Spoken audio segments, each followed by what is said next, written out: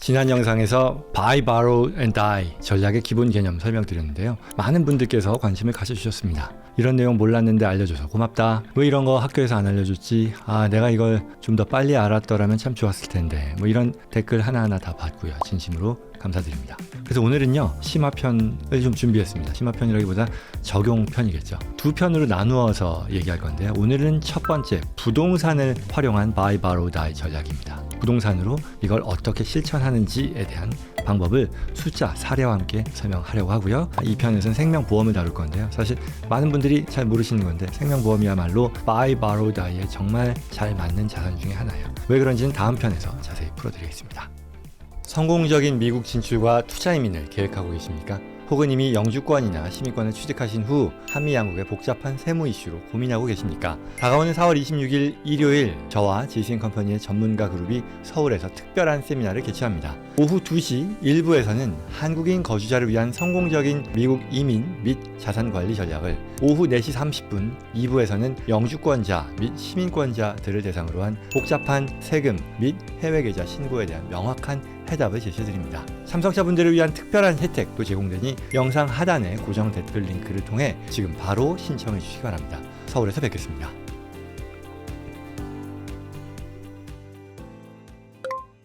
자, 그러면 오늘은 부동산입니다. 한번 시작해보죠.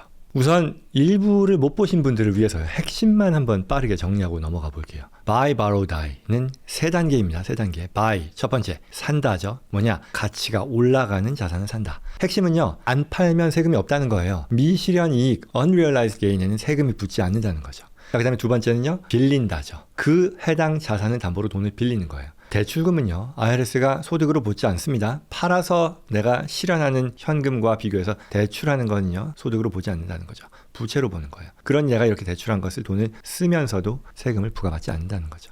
그리고 담보로 잡힌 자산은요, 팔지 않았기 때문에 계속해서 내 소유죠. 그러니 가치 상승의 혜택도 놓치지 않을 거다라는 얘기를 할 수 있겠죠. 자, 그 다음에 세 번째, 다이어, 물려준다라는 얘기죠. 사망할 때 자산의 취득 원가가 사망 당시의 시가로 리셋된다라는 거죠. 이걸 스텝업 인 베이시스라고 한다고 했어요. 상속인은요, 그동안의 가치 상승분에 대해서 양도소득세를 한 푼도 안 낸다는 거예요. 그래서 이 세 가지 단계가 다 합쳐지면 평생 세금을 최소화하면서 부를 키우고 또한 이 부를 다음 세대에 그대로 넘기는 구조가 된다는 거죠. 자, 그럼 이제 이걸 부동산에서 실제로 어떻게 하는지 한번 보겠습니다. 부동산이 Buy, Borrow, Die 전략에 특히 강력한 이유가 있습니다. 뭐냐면요, 바로 첫째, 처음부터 레버리지, 즉 남의 돈으로 투자를 시작할 수 있다는 거예요. 주식을 살 때 은행에 가서 주식 살 돈 빌려주세요 하면 쉽지 않죠. 물론 마진 대출, 레버리지 투자가 있긴 합니다만 조건이 좀 더 까다롭다라고 할 텐데요. 부동산은요, 몰기지라는 시스템이 굉장히 어떻게 안정적으로 운영되고 있는 거죠. 그런 시스템이 존재하는 거죠. 예컨대 100만 불짜리 상업용 부동산 산다고 쳐요. 그러면 내 돈 25만 불, 은행 돈 75만 불, 이게 4배 레버리지가 되는 거죠. 그래서 부동산 가치가 10% 올라서 110만 불이 된다 치면요, 전체적으로 보면 10만 불 수익이지만 내가 투자한 25만 불 기준으로 보면요, 40% 수익이 되는 거죠.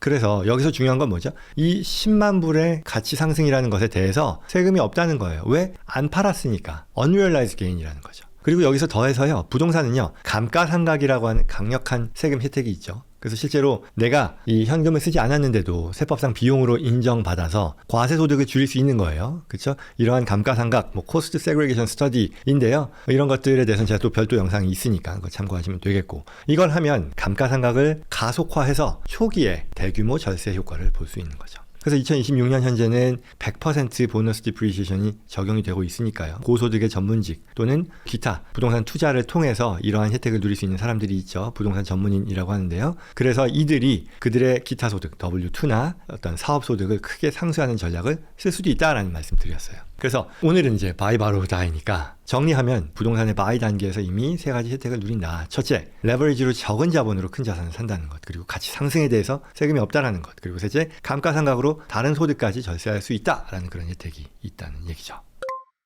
그 다음에 이제 두 번째로 borrow에 가볼게요. 이제 부동산을 사서요, 5년이 지났다고 칠게요. 100만 불에 산 부동산이 이제 150만 불이 됐다고 칠게요. 그러면 보통 사람들이라면요, 50만 불 올랐으니까 이제 팔아서 수익 실현하자, 이렇게 생각할 수 있잖아요. 그게 잘못된 건 아닌데 그렇게 생각할 수 있단 말이에요. 보통의 사람들은. 근데 팔면 어떻게 되죠? 50만 불 양도 차익에 대해서 롱텀 캐피털 게인 텍스 내죠. 최대 연방세 20%이고요. 그리고 또 소득이 높다 그러면요, 이 net investment income tax를 3.8%나 또 추가로 부과받게 되는 거죠. 그럼 연방세만 합쳐도 23.8%라는 거예요. 그러면 금액으로 보면 이분은 12만 불 가량을 세금으로 내게 될 겁니다. 50만 불 올라간 거에 대해서. 그리고 또 만약에 이 주 세금이요, 예컨대 캘리포니아와 같은 이 세율이 높은 주에 살고 있다고 하면 주 소득세까지 약 다 합치면 이제 23.8%가 아니라 30%가 넘는 그런 상황이 될 거예요. 그러면 세금만으로도 15만 불, 20만 불 나올 수 있다라는 거죠. 그래서 안 팔고 뭐 한다? borrow, 빌린다라는 거죠. cash out refinance를 한다라는 거예요. 부자들은 안 팔아요.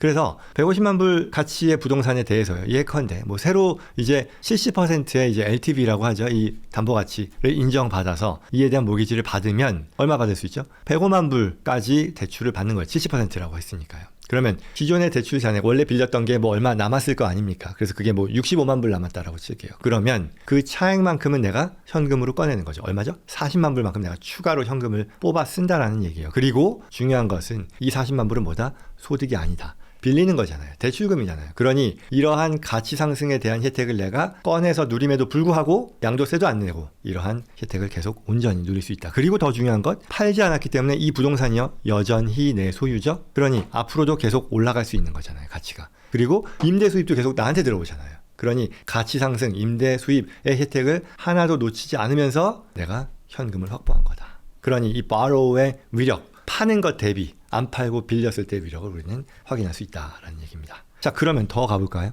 이렇게 꺼낸 40만 불 뭘로 쓸 수 있죠? 첫째, 생활비에 쓸 수 있죠. 소득이 아니니까 세금 없이 내가 생활비로 계속 쓸 수 있을 겁니다. 그 다음에 또 뭐 있을까요? 두 번째, 이게 더 강력한 것일 수도 있을 텐데, 내가 다른데 돈이 있어서 생활비로 쓰고 있다고 하면 이렇게 캐시아웃한 거 어떻게 하죠?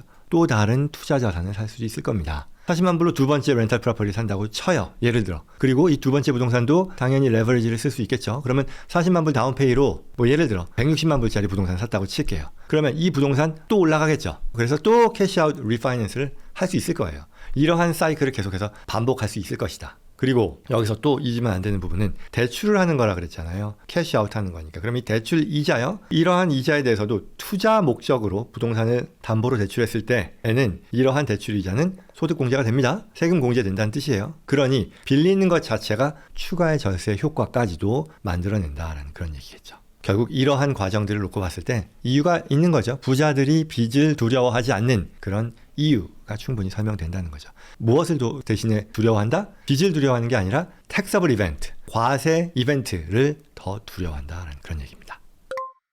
그리고 부동산의 경우는 여기 하나 더 있습니다. 만약에요, 어떤 이유로 이 부동산을 팔아야 되는 그런 상황이 온다면 어떻게 될까요? 뭐 그럴 수 있겠죠. 예를 들어 내가 소규모 투자 렌털 유닛 어떤 아파트를 가지고 있어요. 근데 이거를 더 큰 상업용 빌딩으로 갈아타고 싶다. 뭐 이런 경우인데요. 있을 수 있죠. 이때 그러면 이제 택서블 이벤트인가요? 아니죠. 여기서 나오는 게 뭐죠? 이 1031, 라이카인드 익스체인지죠. 동종자산 교환입니다. 그래서 세법 조항 1031조에 따르면 투자용 부동산을요, 매각한 뒤에 그 매각 대금을 가지고요, 180일 이내에 다른 투자 자산을 사는데 이 매각 대금을 쓰면 첫 번째 투자 부동산을 매각해서 벌어들인 양도소득은요, 과세되지 않고 이연할 수 있다는 거죠. 쉽게 말하면 팔았는데 안 판 것과 같은 그런 효과죠. 세금 한 푼도 안 내고 더 큰 자산으로 갈아탄다는 거죠. 예를 들어 한번 숫자로 따져볼게요. 100만 불에 산 부동산이 있어요. 이거를 200만 불에 팔았습니다. 양도차익 뭐 100만 불이죠. 이걸 그냥 팔면 세금을 뭐 25만 불에서 30만 불, 뭐 그 이상은 낼 수도 있겠습니다만 이렇게 낼 거란 말이죠. 그런데 이걸 1031 익스체인지로 해서 300만 불짜리 부동산을 산다는 거예요. 내가 200만 불 매각 대금과 100만 불 더 얹어가지고 300만 불 산다는 거예요.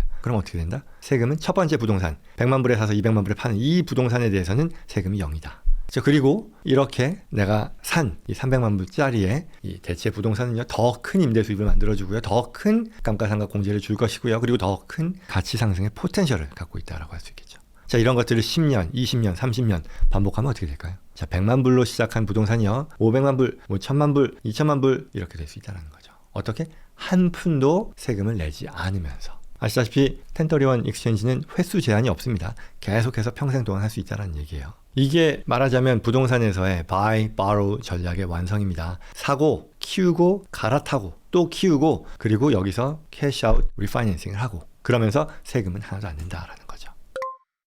자, 그러다가 이제 시간이 흘러 상속이 일어납니다. 수십 년 동안 1031 익스체인지를 거듭해서 키워온 부동산 포트폴리오죠. 현재 가치가 2천만 불이라고 쳐요. 하지만 원래 취득 원가는 얼마였어요? 계속해서 1031 했다는 거였잖아요. 그러면 100만 불 밖에 안 됐다는 거예요. 자, 만약에 이걸 생전에 팔았다면 어떻게 될까요? 뭐 감가상각 무시하고요. 그냥 산 가격, 판 가격만 놓고 봐도 1900만 불의 양도 차익에 대해서 수백만 불의 세금을 냈을 거예요. 그렇죠? 그런데 이걸 안 팔고 die, 상속해준다라고 하면 어떻게 될까요? 사망을 하면 그때 상속해준 자산에 대해서는요. step up in basis가 적용이 돼서요. 자녀의 해당 부동산에 대한 취득원가는 사망 시점의 시가 2천만 불로 리셋된다라는 거죠. 그래서 바로 다음에 자녀가 그 다음날 뭐 예를 들어 이걸 팔아야 2천만 불에 팔 수 있겠죠. 마켓 밸류가 그렇다 했으니까. 그러면 양도소득 얼마 낸다? 제로. 1900만 불에 대한 누적 양도 차익에 대해 세금이 완전히 사라진다라는 그런 얘기죠. 자, 여기서 중요한 포인트 하나 사족입니다만 달면 캘리포니아, 텍사스, 워싱턴과 같은 커뮤니티 프로퍼티 스테이트라고 하는데요. 이런 데 사시는 분들은요. 특별한 혜택이 있습니다. 부부 공동재산 제도를 유지하는 거죠. 커뮤니티 프로퍼티 스테이트라는 것은. 이 경우는 한 배우자만 세상을 떠나도요. 부동산 전체의 100%, 50%가 아니라 100%에 대해서 스텝법이 적용됩니다. 반면에 뉴욕과 뉴저지와 같은 어떤 커먼 러 스테이트라고 하는데요. 여기서는 사망 배우자의 지분 50%에 대해서만 스텝법이 됩니다. 캘리포니아 사시는 분들 많이 계시고 텍사스, 워싱턴 많이 계시죠. 특히 이러한 상황에서 더 유리한 혜택을 누릴 수 있다고 볼 수 있겠고요. 또 여기서 우리 그 borrow에서 빌린 돈에 대해서요. 자산 규모가 큰 분들은요. 여기에 추가로 트러스트를 병행할 수 있어요. 예를 들어 뭐 아일릿이라고 해서 취소 불능 라이프 인슈런스 트러스트로 생명보험을 이제 일스테이트 내 사망 상속세 부과받는 자산에서 뺄 수 있거든요. 그리고 이렇게 받는 사망 보험금으로 부동산 대출, 그동안 캐시아웃 대출한 것을 갚게 된다는 거죠. 그러면 이런 도구들을 결합하면 수천만 불의 자산도 효율적으로 상속세도 없이 넘겨주는 그런 혜택까지 누릴 수 있다는 거죠. 이게 바로 부동산에서의 buy, borrow, die 전략의 완성이다라고 할 수 있습니다. 레버리지로 사고, 감가상각으로 절세하고, 캐시아웃 리파이낸싱으로 세금 없이 현금 확보하고, 1031 익스체인지로 세금 없이 갈아타고, 상속 시에는 스텝법으로 양도세를 소멸시킨다. 평생 한 번도 양도소득세를 안 내는 구조가 완성되는 것이겠죠. 이제 한 가지 또 추가해야 될 부분은 이 꼭 말씀드려야 될 내용이겠죠. 시청자분들 중에서 상당수가 또 한국에서 미국 부동산 투자하는 분들, 이민을 준비하는 그런 분들 계시잖아요. 미국 세법상으로는 이건 뭐 완벽한 말하자면 합법적인 전략인데요. 이 크로스 보더 상황에서는 추가 고려 사항이 있습니다. 첫 번째는 이 NRA, 이 Non-Resident Alien이죠. 지금 한국에서 보시는 한국인들의 경우는요. 이 경우에 상속세 함정이 있다는 겁니다. 무슨 얘기냐? 미국 시민권자나 영주권자가 아닌 비거주 외국인이 미국 부동산을 직접 소유한 상태로 사망하면요. 이 상속세 면제 금액이 6만 불까지밖에 안 돼요. 시민권자나 영주권자나 이런 어떤 미국의 세법상 거주자들의 경우는 이게 1,500만 불까지 상속세 비과세인데 비해 굉장히 낮죠. 그러니 앞선 사례에서 이게 뭐 100만 불짜리 부동산만 있어도 수십만 불의 이 미국 상속세가 나올 수 있으니까요. 그런 부분들은 뭐 LLC나 어떤 Foreign Corporation 구조를 통한 간접 소유가 반드시 필수적이다라는 것 말씀드리고요. 그다음에 두 번째, 또 한국의 상속세도 있잖아요. 한국의 상속세율이 뭐 최고 세율 거의 50% 육박한다라고 알고 있는데요. 한국 거주자 또는 한국 국적자인 경우라면 미국에 있는 부동산 포함해서 전 세계 자산에 대해서 한국 상속세가 과세가 될 수 있죠. 그러니까 그런 부분들도 미리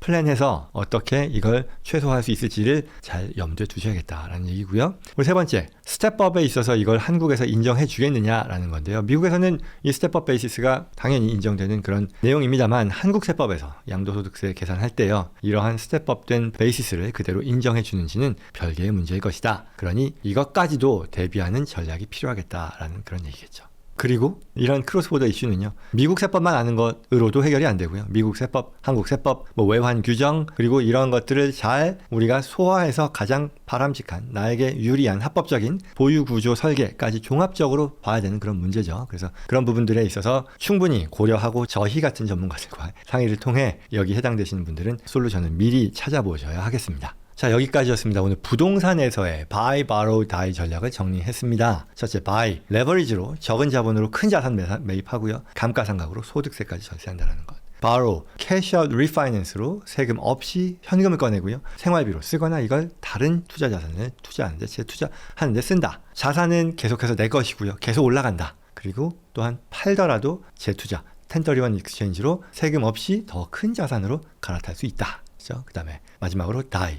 스텝업인 베이시스로 수십 년간 쌓인 미실현 이익의 양도소득세가 소멸되도록 한다입니다. 이게 바로 미국의 부자들이 부동산으로 실제 하고 있는 구조입니다. 지극히 합법적이고 현행세법, 오랜 기간에 걸친 세법이 허용해온 방법입니다. 그런데요, 뭐 여기까지 하면 부동산의 장점을 얘기했습니다만 뭐 현실적인 부담도 있습니다. 뭐 예컨대 부동산을 계속 하면 많은 고객들이 이런 얘기를 하는데요. 뭐 세입자 관리 계속 해야 되잖아요. 은퇴하는데 이것까지 내가 신경 써야 돼? 건물에 대한 유지 보수 해야 될 것이고요. 또 1031을 할 때 어떤 타이밍의 압박, 아까 뭐 180일 이내 이런저런 규정을 얘기했죠. 그리고 공실됐을 때 어떤 임대소득의 부재에 대한 걱정, 리스크 이런 것들 신경 쓰시는 분들 많이 있잖아요. 그래서 다음 편에서 심화편 2에서는요. 이런 부담 없이 Buy, Borrow, Die를 또 실천할 수 있는 그런 방법, 바로 생명보험을 활용한 방법일 텐데요. 이에 대한 얘기는 2편에서 다뤄보겠습니다.